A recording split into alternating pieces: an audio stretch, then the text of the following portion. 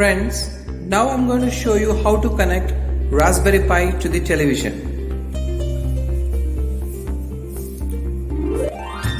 The HDMI cable is connected to the HDMI port of Raspberry Pi on one side and the other side to the HDMI port of television. And then Raspberry Pi, I am powering Raspberry Pi with the help of a power bank. So see here, as soon as I power the Raspberry Pi,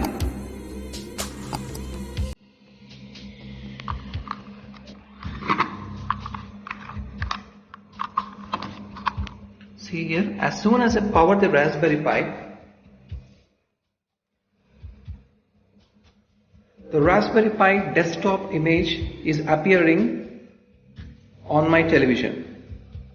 Welcome to the Raspberry Pi desktop.